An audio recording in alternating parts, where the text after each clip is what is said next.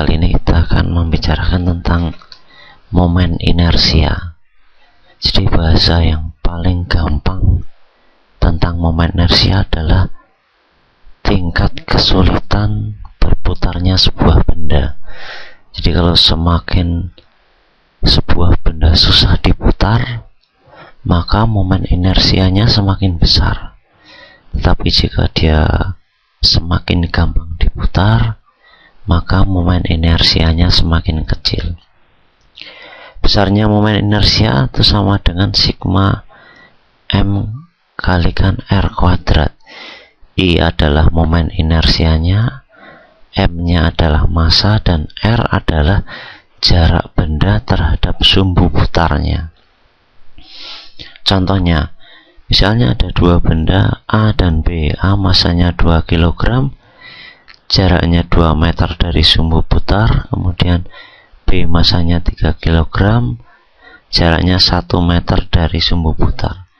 Berapakah momen inersia sistem tersebut? Maka kita cari dari sigma m kalikan r kuadrat. Karena ada dua benda, maka yang pertama ma kalikan ra kuadrat plus mb kalikan rb kuadrat. 2 kilogram ini kalikan jaraknya 2 kuadrat plus 3 kilogram kalikan 1 kuadrat, sehingga hasilnya adalah 11 kilogram meter kuadrat. Jadi momen inersia sistem itu adalah 11 kilogram meter kuadrat. Kemudian momen inersia berbagai bentuk benda. Saya hanya mengambil beberapa yang sering keluar di dalam soal-soal. Yang pertama adalah silinder pejal. Pejal itu bahasa yang paling gampang adalah buntut, ya.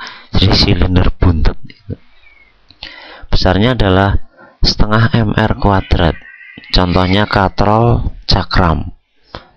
Kemudian yang kedua, silinder tipis berongga, besarnya adalah mr kuadrat. Contohnya roda dan cincin. Kemudian bola pejal, besarnya adalah 2/5 mr kuadrat. Nah, sekarang bagaimana hubungan antara momen gaya dan momen inersia? Jadi kalau kita tulis bahwa hubungan keduanya adalah sigma tau sama dengan momen inersianya kalikan percepatan sudut. Jadi alfa ini adalah percepatan sudut. Nah, sigma tau di sini ini karena momen inersia, ini besarnya adalah gayanya kalikan lengan gayanya. Karena bentuknya bulat, maka lengan gayanya adalah jari-jarinya kalikan momen inersianya tergantung bentuk bendanya seperti apa. Kemudian percepatan sudut besarnya adalah A per R. A ini adalah percepatan linearnya. Kemudian yang perlu diingat, F di sini itu adalah gaya yang menyebabkan benda berotasi. Nah, ini gaya yang menyebabkan benda berotasi, ya.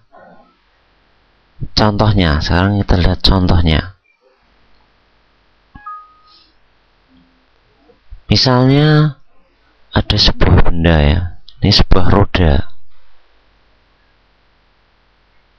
Nah, rodanya berada dalam suatu bidang yang sangat licin sehingga tidak ada gaya gesekannya. Kemudian rodanya ditarik dengan gaya sebesar 2 Newton. Jika massa rodanya 0,2 kg, kemudian jari-jarinya 0,5 meter, maka berapakah momen gaya yang bekerja pada roda tersebut? Nah, coba kita lihat. Kalau lantainya sangat licin, Maka jika rodanya kita tarik dengan gaya F, apakah rodanya bisa berputar? Iya, ternyata tidak. Karena saking licinnya rodanya tidak berputar.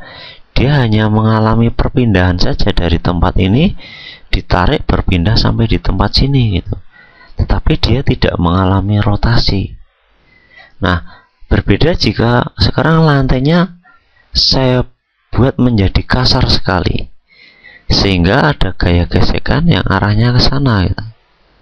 Nah, sekarang jika ada gaya gesekan, rodanya kita tarik ke kanan, maka sekarang rodanya mengalami dua hal.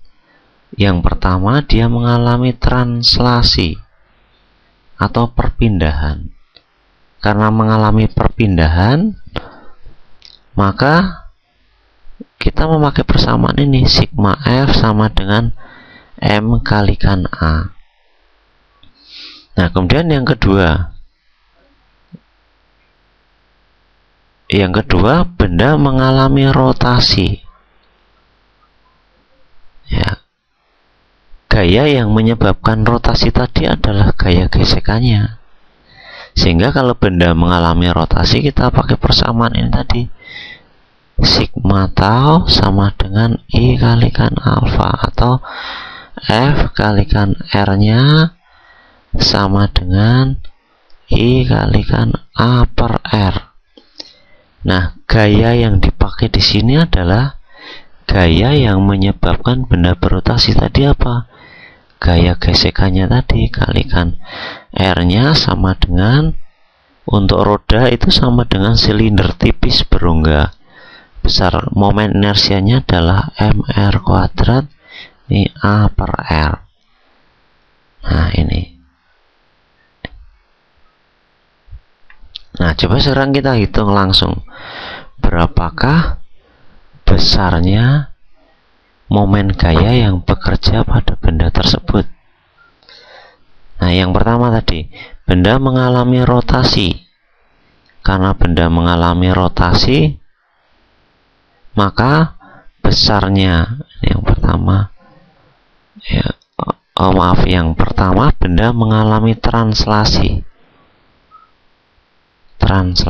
sehingga sigma F sama dengan M kalikan A. Gaya yang bekerja pada benda ada dua, F dan Fg. Gaya yang searah dengan perpindahan positif, ini F positif, min Fg sama dengan M kalikan A. F nya 2, min Fg sama dengan M kalikan A. Nah, ini persamaan yang pertama. Kemudian yang kedua, benda mengalami rotasi, sehingga Fg kalikan R sama dengan mr kuadrat A per R. Ini bisa dicoret, ini R nya bisa dicoret, sehingga Fg nya sama dengan M kalikan A. Nah, kita gabungkan keduanya sekarang. Fg sama dengan M kalikan A, sehingga persamaan di sini bisa saya ubah, 2 min Fg sama dengan MA nya kita ganti Fg ya, sehingga 2 sama dengan 2 Fg, maka Fg nya sama dengan 1 Newton. Nah, ini jadi besarnya gaya gesekannya adalah 1 Newton. Nah, pertanyaannya adalah berapakah momen gayanya. Kalian lihat, kalau ada sebuah roda begini, ini gaya yang menyebabkan benda berotasi adalah Fg. Maka lengan gayanya mana? Ya, lengan gayanya selalu tegak lurus dengan gayanya. Nah, ini adalah lengan gayanya. Lengan gayanya sebesar R, gitu. Sebesar R. Sehingga momen gayanya sama dengan Fg kalikan R.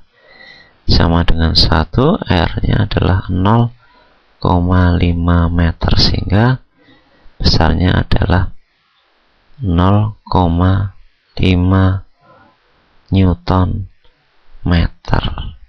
Nah, ini. Jadi ini adalah besarnya momen gaya pada benda tersebut.